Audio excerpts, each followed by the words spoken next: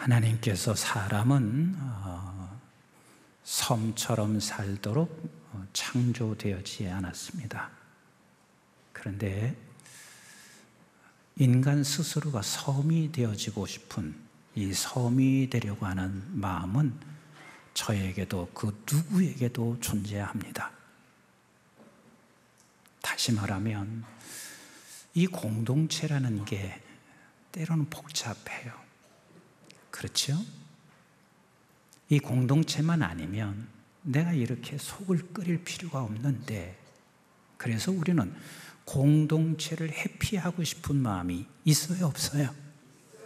예, 저하고 아주 똑같은데 대답 안 하시는 분들은 그냥 숨기신다, 내가 그렇게 생각해요. 다 똑같아요. 심지어는 가정조차도 그렇지 않아요? 얼마나 가정이 소중해요.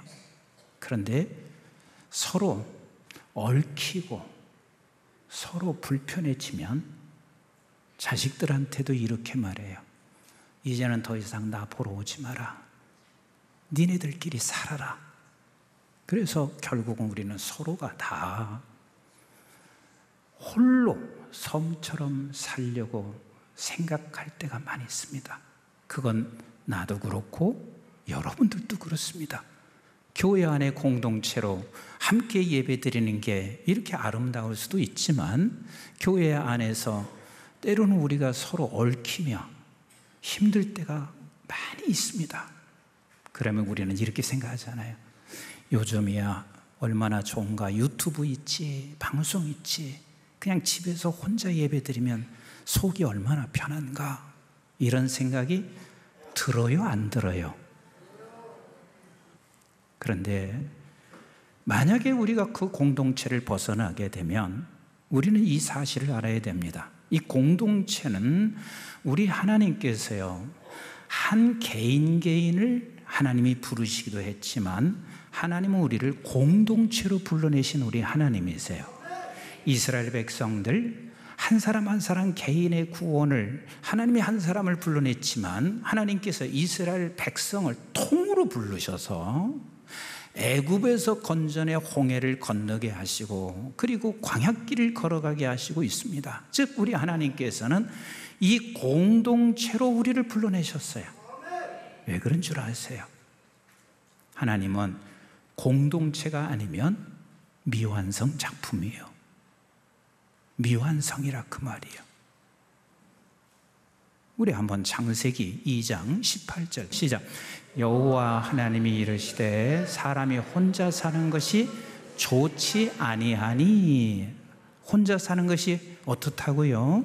좋지 아니하니 그랬습니다. 여기서 좋지 아니하다 하는 말은 완성되지 않았다, 이 말이에요. 완성되지 않았다. 그래서 하나님은 본래 사람을 창조하실 때 너 섬이 되라 라고 말씀하시는 게 아니라 우리는 한 공동체 안에 있기를 원하세요. 그러니까 공동체는 완성으로 가게 하고, 완성된 아름다운 작품이 홀로 있을 때는 그런 아름다움이 되지 않지만 공동체로 있을 때 그 아름다움이 있습니다. 뿐만 아니라 공동체는 공동체 안에서 사람이 자라요. 인간답게 자라가게 되어 있어요. 아멘이신가요? 제가 어린 시절에 제일 싫어하기도 했어요. 4월만 되면 모두가 다 그 조그마한 초등학생들 끌고 산으로 다 가요. 왜 그랬을까요? 산에 가서 나무를 심는 거라. 이만큼씩 가지고 그리고 산으로 가서 나무를 심어. 선생들이 이렇게 말해요. 나무 심을 때는 반드시 꼭 거기를 파고 그리고 나무 심고 살짝 잡아당겨라. 그래야 뿌리가 내릴 수가 있다, 이래요. 그래서 나무를 늘 4월이 되면 심었어요. 근데 그 다음에 가보면 거의 죽었어. 거의 죽었어. 그래서 저는 이런 생각을 했어요. 아, 우리가 잘못 심어서 그런가 보다, 그리 생각을 했어요. 근데 어느 날 산이 숲으로 가득 차 있어. 지금 나무를 심어요, 안 심어요? 안 심어요. 안 심어. 그때 제가 깨달은 게 있습니다. 아하, 숲은 나무를 자라가게 하는구나. 숲이 나무를 자라가게 하는구나. 숲이 나무를 자라가게 하는구나. 공동체는 사람을 자라가게 합니다. 사람을 늘 자라갈 수 있게 합니다. 뿐만 아니에요. 공동체가 있어야 공동체가 생명의 존재의 의미를 드러나게 되어 있습니다. 한번 이렇게 생각해 보실까요? 눈동자 한 사람 한 사람 보세요. 그 눈동자가 참 신비해요. 저 사람 코를 보면 코 볼 때 참 아주 신비해요. 귀를 보면 귀가 너무 신비해. 그런데 그 눈동자를 빼서 눈동자만 따로 놔보세요. 귀를 잘라서 귀만 따로 놔보세요. 코를 잘라서 코만 따로 놔보세요. 이건 신비한 게 아니라 생명의 존재가 의미가 없어져요. 제가 오늘 이 말씀을 드리면서 정말 우리가 꼭 기억하셔야 돼요. 여러분, 하나님은 공동체로 불렀어요. 무엇으로 불렀어요? 공동체로 우리를 불러내셨단 말이에요. 근데 늘 저나 여러분들이 싸워요. 공동체에 있으면서 버거운 거라, 공동체에 있으면서 서로 혼자 있으면 겪지 않아야 할 신경을 쓸 수 있다고 생각해서 우리는 자꾸만 공동체로부터 벗어나고 싶은, 회피하고 싶은 마음이 늘 있는 거라. 그런데 우리는 이걸 싸우셔야 합니다. 저도 싸우셔야 되고 여러분들도 싸우셔야 돼요. 왜? 공동체만이 완성을 이루어요. 공동체만이 우리를 자라게 만들고 숲을 만들어줘요. 공동체만이 생명의 존재의 의미를 갖게 해주기 때문에 여러분 싸우셔야 돼. 그리고 이 공동체를 지켜가야만 합니다. 우리는 반드시 공동체로 살아가야 합니다. 아멘이신가요? 공동체로. 가족이라는 공동체, 우리는 때때로 가족과 함께 있으면서 버거울 수가 있지만 여러분들이 가족이라는 이 공동체는 결국은 우리를 생존케 만들어주고 있는 거 불편할 수 있죠. 불편하지요. 복잡하지요. 근데 이 싸움 하셔야 돼요. 아멘 안 하십니까? 이 싸움 하셔야 돼요. 이 싸움 반드시 하셔야 돼요. 이것을 피하는 것은 어리석은 거요. 이것을 피하는 것은 나도 죽고 모든 공동체를 무너뜨리게 한다는 사실을 놓치지 마셔야 돼요. 자, 그러면 이 공동체를 하나로 묶고 연합해 주는 게 뭔 줄 아세요? 그게 뭔 줄 아세요? 자, 여러분들에게 묻습니다. 여기 지금 강대상 한번 보세요. 처음부터 이 강대상이 나올 때 공장에서 이대로 빼나왔다, 아니면 각 여러 가지, 이건 이것대로 저건 저것대로 해서 같이 부착했다, 붙였다. 1번이 맞아요? 2번이 맞아요? 2번이 맞아. 그런데 이 강대상 하나도 부착할 때, 부착하려면 접착제가 필요하든지 아니면 나무 하나, 책상 하나를 만들 때는 못이 필요하든지 볼트가 필요하든지 나사가 필요하든지 뭔가 이게 필요한 거예요. 그러면 이 공동체를 연합해주고 공동체가 하나로 가려면 기억해야 할 게 있습니다. 접착제, 볼트, 나사가 그게 뭐냐면 따라서 합시다. 책임이다. 책임이다. 책임이 필요한 거예요. 각자의 책임이 필요한 거예요. 그래서 성경에서 이렇게 말씀하시고 있어요. 갈라디아서 6장 2절에 시작. 너희가 짐을 서로 지라. 그리하여 그리스도의 법을 성취하라. 짐을 서로 지라. 짐을 서로 지라. 그리고 나서는 3절과 4절은 교만하지 말고 자랑하지 말라 말하고 5절에 가서는 자기 짐을 져라 그래요. 그 말은 무슨 소리예요? 자기 짐 못 지는 사람은 남의 짐도 질 수가 없다는 거예요.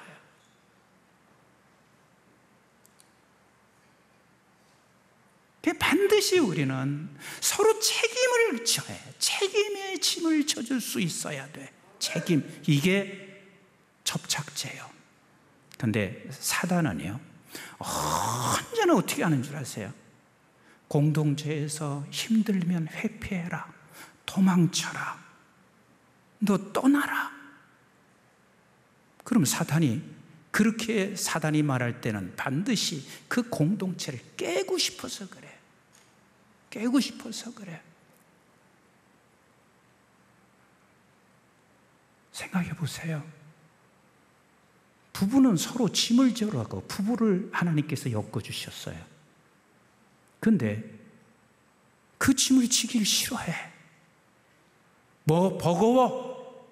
그리 떠나. 얼마나 사단이 좋아하겠어요. 부부가 그래서 깨져. 부부가 깨져. 이게 사단의 전략이라. 근데 성령은 오셔서 어떻게 하는 줄 아세요? 성령은 오셔서 어떻게 하든 책임을 지게 만들어서 하나로 만드는 게 우리 성령이 하시는 일이에요. 여러분, 책임 없는 자유는 방종이요. 다시 말씀드릴까요? 책임 없는 자유는 방종이요. 내가 책임을 지는, 제 책임을 따르는 자유만이 생명을 살리고 공동체를 세우게 되는 거예요. 여러분, 모세는 훌륭한 분이에요? 훌륭하지 않아요? 굉장히 훌륭해요. 준비도 많이 한 사람이요. 모세가 이스라엘 백성들을 끌고 홍해를 건너요. 그리고 맞닥뜨린 게 뭔 줄 아세요? 참 하나님께서요, 모세에게 엄청난 것을 깨닫게 했을 거예요. 그 능력의 모세였는데 아말렉과 싸워. 근데 그 아말렉과 싸우는 그 순간 모세가 손을 내리면 아말렉이 이겨. 모세가 손을 들면 모세가 이겨. 그래서 이 모세의 손을 누가 들어주고 있어요? 아론과 훌이 들어주고 있어. 아론과 훌이. 혼자로서는 모세가 아무리 개인적 능력을 가지고 있어도 이스라엘 백성들을 끌고 갈 수가 없는 기라. 하나님께서 이 엄청난 것을 그에게 깨우쳐 주실 거예요. 이 세상에 아말렉과 싸워 우리가 승리할 수 있는 것은 나 능력 다 가지고 있어, 내가 갖추고 있는 게 다, 모든 것 다 갖추고 있어. 아니요, 하나님께서는 서로 책임을 져 아말렉과 싸워 이기기를 원하시는 우리 하나님이세요. 사랑하는 성도 여러분, 우리가 가끔 승리할 때 어떻게 표현을 하죠? 승리할 때 승리 표시를 어떻게 해요? 한번 해보세요. 승리 표시 어떻게? 이렇게 하잖아. V자를 하잖아. 그래서 V자가 왜 지금 이 승리 표시를 이렇게 하는 줄 아세요? 영어 빅토리에서 V자를 쓴다 그리 생각해요. 그것도 틀린 말은 아니지. 왜 영어 빅토리에서 V자를 쓰는 거? 근데요, 이 V자를 쓰는 승리는요, 기러기에서 배우는 거예요. 기러기가 이렇게 날아요. 요렇게 날아. 근데 이렇게 날아갈 때 제일 공기 저항과 그리고 많은 저항을 받는 게 어디서 저항을 받겠어요? 제일 앞에 있는 기러기야. 근데 가만히 기러기 보세요. 이걸 바꿔요. 계속해서 바꿔가. 앞에 가던 것이 뒤로 오고 뒤로 오던 것이 앞으로 가. 계속 이렇게 가. 그러니까 이 기러기가 그 먼 곳까지 갈 수 있는 힘이 함께 가기 때문에 그래요. 사랑하는 성도 여러분, 오늘 이 본문은 어찌 보면 하나님 참 잔인하다, 막 소가 뭘 알아? 아무것도 모르는 소인데 소가 다른 누구를 받았어. 그 막 죽이래. 그리고 죽일 뿐만 아니라 그 고기는 먹지도 말래. 모두가 생각할 때는 이 말씀은 하나님이 너무 잔인하고 그냥 고대에 짐승을 키우며 살아가는 사람들과의 관계에 그 법률, 재판할 때 쓰는 법률로 생각하지만 사실은 이 본문은요, 주인들에게 말하고 있는 거예요. 너희들은 책임을 지고 책임을 지는 사람이 되거라. 이게 오늘 본문의 이야기예요. 우리 한번 28절 같이 한번 읽을까요? 시작. 소가 남자나 여자를 받아서 죽이면 그 소는 반드시 돌로 쳐서 죽일 것이요 그 고기는 먹지 말 것이며 임자는 형벌을 면하려니와 그랬습니다. 지금 여기서는 우발적 행동으로 인하여 소가 누군가를 쳐서 다치게 하거나 죽이면 그 소를 죽여라. 그 말은 우발적 행동을 할 수밖에 없는 그 짐승이니까 주인들아, 짐승을 키우려면 책임을 져라. 책임을 져라. 자, 그런데 조금 더한 말씀이 있습니다. 우리 한번 29절부터 같이 읽어봐요. 시작. 소가 본래 받은 버릇이 있고 그 임자는 그로 말미암아 경고를 받았으되 단속하지 아니하여 남녀를 막론하고 받아 죽이면 그 소는 돌로 쳐 죽일 것이요 임자도 죽일 것이며 만일 그에게 속죄금을 부과하면 무릇 그 명령한 것을 생명의 대가로 낼 것이요 아들을 받든지 딸을 받든지 이 법규대로 그 임자에게 행할 것이며 소가 만일 남종이나 여종을 받으면 소 임자가 은 30세겔을 그의 상전에게 줄 것이요 소는 돌로 쳐서 죽일지니라. 굉장히 잔인한 말씀을 하시는 것 같지만 하나님께서는요 이만큼 중요한 거예요. 이 소가 버릇이 계속해서 들어받는 버릇이야. 누구든지 들어받아. 그러면 임자가 들어받는 것을 알았으면 너가 그만큼 이 소를 더 책임지라는 거예요. 책임지라. 근데 들어받았어. 그래서 저가 죽었어. 그러면 그도 죽이고 그래도 너도 죽어야 돼. 사랑하는 성도 여러분, 대다수 사람은 짐승과 다를 게 없어요. 여기 임 목사도 그래요. 그런데 그 짐승과 다를 바 없는 죄인된 우리는요, 누군가가 책임져 주지 아니하면, 우리 한번 따라서 합시다. 들어받는다. 왜 안 따라서 해요? 들어받는다. 다시 따라서 해요. 사정없이 들어받는다. 센 놈은 더 들어받는다. 황소는 더 들어받아. 맞죠?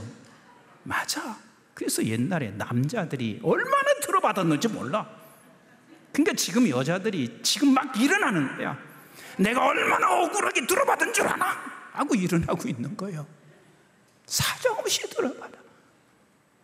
그러니까 누군가가 책임져 주는 사람이 없으면 이 세상은 다 짐승의 세상이고 들어받는 세상이고 죽이는 세상일 수밖에 없어요.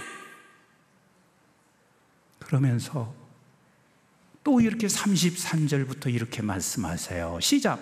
사람이 구덩이를 열어두거나 구덩이를 파고 덮지 아니하므로 소나 나귀가 거기에 빠지면 그랬습니다. 이 구덩이를 이렇게 무슨 일 때문에 팔 수가 있잖아요. 예를 들어서 옛날 같은 경우는 보통 화장실이 지금처럼 되어 있는 게 아니잖아요. 구덩이를 파고 거기서 이제 볼일을 다 봤단 말이야. 그러면 내가 구덩이가 어디가 있는지를 알아. 그런데 지금 소가 뭐 알겠어요? 모르지. 그래서 구덩이에 빠져서 소가 죽었어. 그러면 반드시 보상해라. 이 말은 따라서 합시다. 책임을 져라. 책임을 져라. 사랑하는 성도 여러분, 책임이라는 것은요, 나누면 가볍습니다. 근데 이 책임을 회피하면 나도 죽고 공동체도 깨집니다. 여러분 한번 보실래요? 여호수아 7장에 보면 이스라엘 백성들이 여리고 성을 믿음으로 물리쳤어요.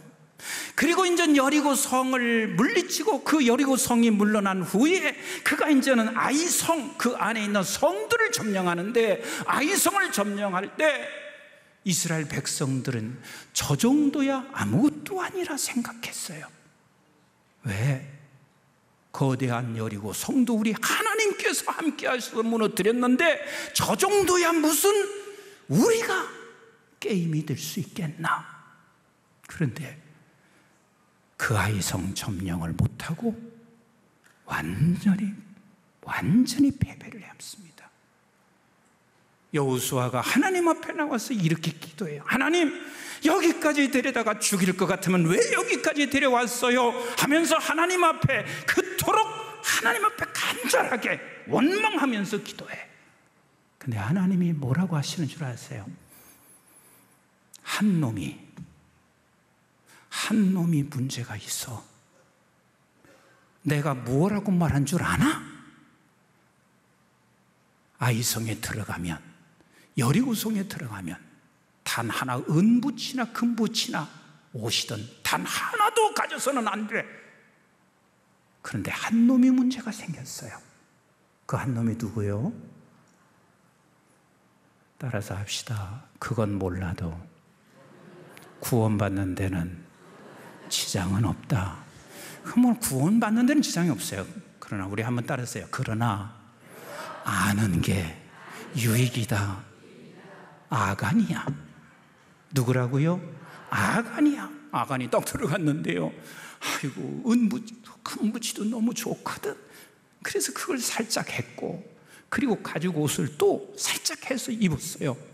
하나님은요 그것을 보시고 뭐라고 하냐면, 그 유다 지파 누구 자정 쭉쭉 하나님이 뽑아내시는데, 그걸 뽑아서요 어디로 데리고 가냐면 아골 골짜기로 가.